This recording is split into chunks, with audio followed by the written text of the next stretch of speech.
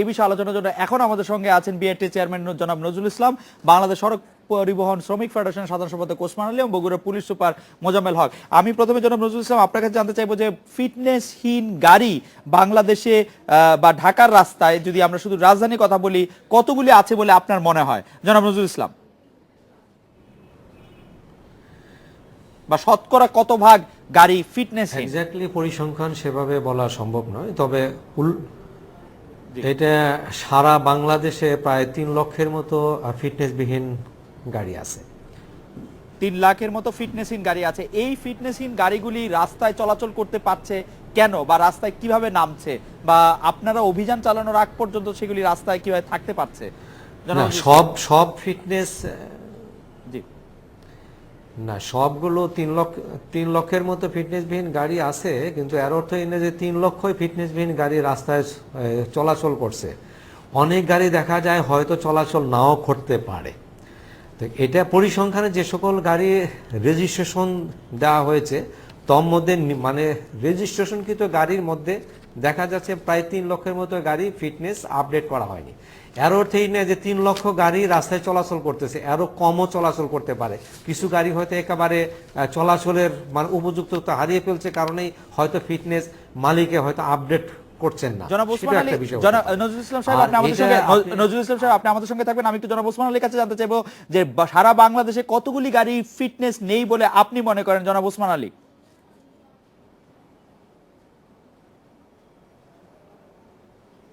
বাংলাদেশে ফিটনেসবিহীন গাড়ির সংখ্যা, এটা বিআরটিএ কত গাড়ি রেজিস্ট্রেশন দিয়েছে? বিআরটিএ গাড়ি রেজিস্ট্রেশন 21,05,000 গাড়ি রেজিস্ট্রেশন দিয়েছে। এর মধ্যে হুন্ডা আছে 10 লক্ষ। হুন্ডার ফিটনেসের কোনো দরকার আছে এইরকম আমাদের আইন জানা নাই।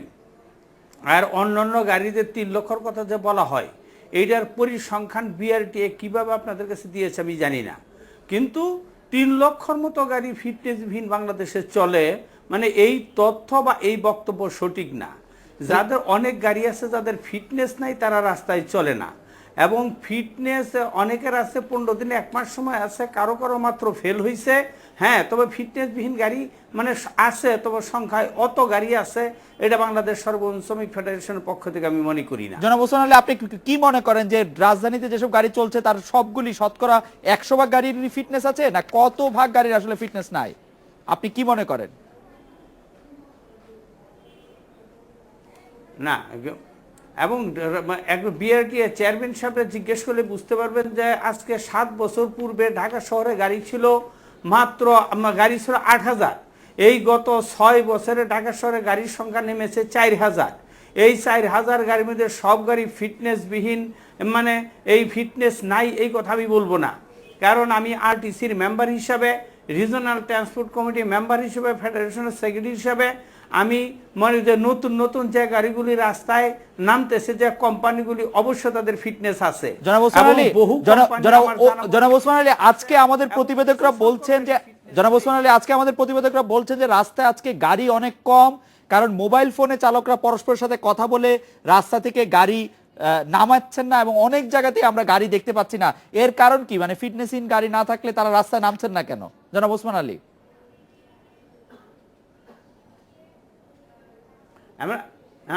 আমি যারা মনে করি সেটা হচ্ছে যাদের ফিটনেস নেই তারা রাস্তায় নামবে না, এবং যাদের ফিটনেস আছে তারাই একমাত্র রাস্তায় নামবে। এবং এই ফিটনেস নাই এই গাড়ি পরীক্ষা নিরীক্ষা করার জন্য বিআরটি এর ম্যাজিস্ট্রেট দীর্ঘদিন কাজ করে, এবং আমাদের এখানে পুলিশ সার্জন, থানা পুলিশ, হাইওয়ে পুলিশ সকলে কাজ করতেছে এই ফিটনেস গাড়ি কাগজপত্র পরীক্ষা করার জন্য। তারপরে যেগুলি ফাঁকে ফোকরে বেঁচে গেছে এবং সেই সমস্ত গাড়ি আজকে রাস্তায় নামছে না। যারা রাস্তায় নামছে, আপনাকে ধন্যবাদ। আমি বগুড়া থেকে জনাব মোজাম্মেল হক আপনার কাছে জানতে চাইবো, বগুড়া পুলিশ সুপার জনাব মোজাম্মেল হক আপনার কাছে জানতে চাইবো যে আপনি কি মনে করেন যে যেসব গাড়ি রাস্তায় চলে তাদের শতকরা কত ভাগ ফিটনেসহীন বা ফিটনেসহীন বলে আপনি মনে করেন জনাব মোজাম্মেল হক, এবং এর জন্য আপনি আসলে কাকে দায়ী করবেন?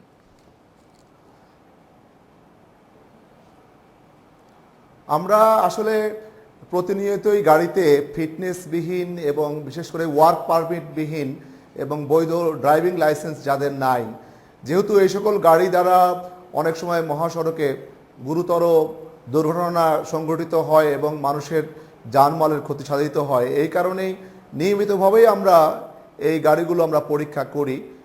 তবে ফিটনেসবিহীন গাড়ি চলার কথা নয়। আমরা বিশেষ করে পুলিশ সদস্যরা যখন দায়িত্ব পালন করে, ম্যাজিস্ট্রেট বৃন্দ যখন রাস্তায় থাকে, তখন কিন্তু ফিটনেসবিহীন গাড়ি আমরা রাস্তায় কম পাই। তবে ফিটনেসবিহীন গাড়ি যে একেবারেই পাওয়া যায় না তা না, যেগুলো পাওয়া যায় সেগুলোর বিরুদ্ধে যথাযথ ব্যবস্থা সবসময় আমরা নেই। এক্স্যাক্টলি আপনাকে এই মুহূর্তে বলতে পারবো না যে বগুড়া শহরে কত ভাগ গাড়ি ফিটনেসবিহীন। তবে ফিটনেসবিহীন গাড়ি মহাসড়কের চাইতে, বিশেষ করে আঞ্চলিক সড়ক যেগুলো রয়েছে থানা পর্যায়ে বা জেলা শহরগুলো কানেক্ট করে, এই শহরগুলোতে বেশি চলে। জনাব মোজাম্মেল হক, আপনাকে ধন্যবাদ। আমি আবার জনাব নজরুল ইসলাম আপনার কাছে ফিরে আসি। আপনি কি আমাদেরকে একটু বলবেন যে আপনারা যে ফিটনেসহীন এবং অবৈধ যানবাহন চড়ার যে কার্যক্রম আজকে থেকে যে অভিযান শুরু হয়েছে আমরা যে দেখলাম, এইটি নেয়ার কারণ কি এই মুহূর্তে, জনাব নজরুল ইসলাম?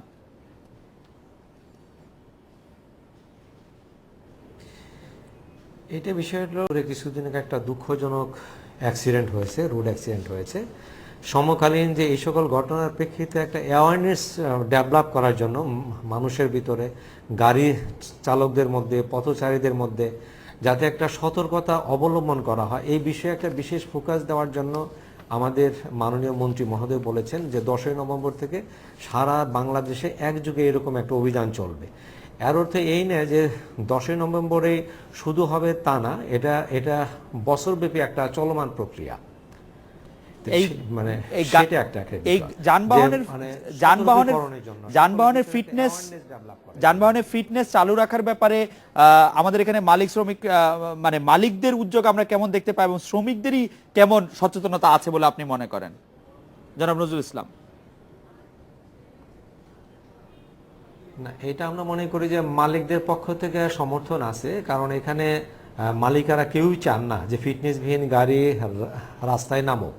আর একটা বিষয় হলো ফিটনেস, আমাদের যে পরিসংখ্যানে যেটা বলা হচ্ছে যে প্রায় 3 লক্ষের মতো ফিটনেসবিহীন গাড়ি, অর্থাৎ এটা আমরা বলতে পারতেছি যে ফিটনেস আপডেট করা হয়নি। ফিটনেস আপডেট করা হয়নি এই সংখ্যার মানে প্রায় 3 লক্ষের মতো গাড়ি। এর অর্থে এই না 3 লক্ষ গাড়ি যে যান্ত্রিকভাবে এটা চলাচল উপযোগী না, বিষয়টা কিন্তু তা নয়। আর সবগুলো গাড়ি যেগুলা পরিসংখ্যান দিয়ে বলা হচ্ছে, এই সবগুলো গাড়ি যে রাস্তায় চলাচল নট দ্যাট, সেটা নাও চলতে পারে।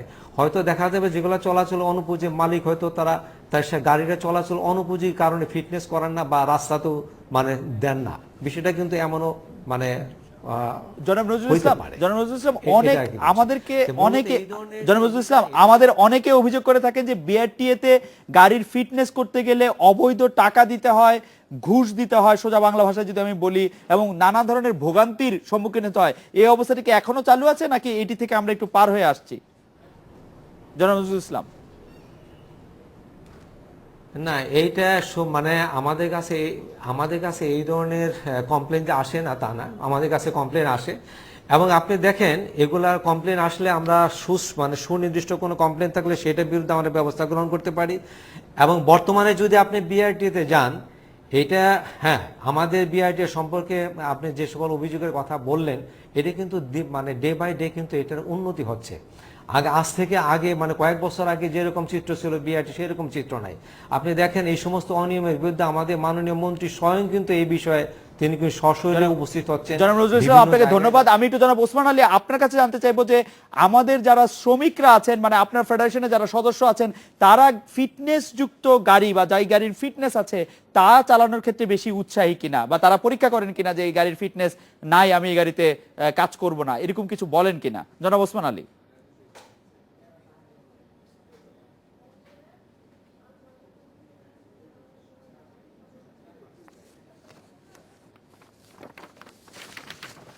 থাকে আমি একটু বলি, আমরা যে বগুড়ার এসপি সাহেব বলেছেন যে লাইসেন্সের কথা বলেছেন, আমি আগেই বলেছি যে গাড়ির রেজিস্ট্রেশন দিয়েছেন 21 লক্ষ 5,114টা বিআরটিএ থেকে।